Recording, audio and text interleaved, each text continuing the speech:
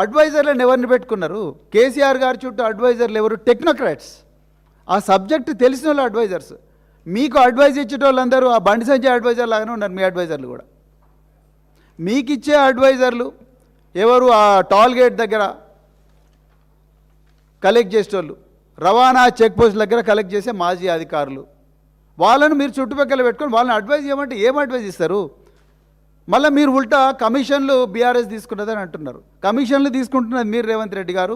వట్టినాగులపల్లి సజీవ సాక్ష్యం. వట్టినాగులపల్లిలో సొంతం మీ అల్లుడో ఎవరో ఆయన రోజు ₹1,00,00,000 సంపాదిస్తున్నాడు. ఒక్క పర్మిషన్ లేదు. మేము పోతే కూల్చేస్తారు మళ్ళీ వాటిని.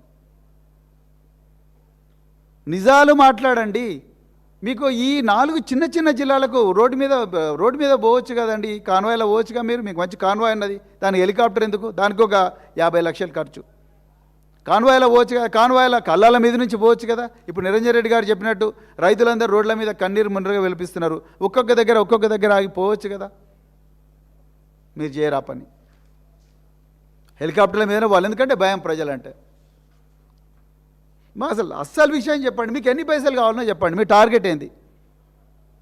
ఇక్కడ ఉండి ముఖ్యమంత్రి కార్యాలయంలో కూర్చొని ఈ తప్పుడు పనులు చేయడం కన్నా, ఈ తప్పుడు మాటలు మాట్లాడడం కన్నా దయచేసి మీ టార్గెట్ చెప్పండి. పాలమూరు బిడ్డలందరం కలిసి ఎక్కడో దగ్గర కూలి పని చేసి మేము ఆ కష్టార్జితాన్ని మీ చేతిలో పెడతాం.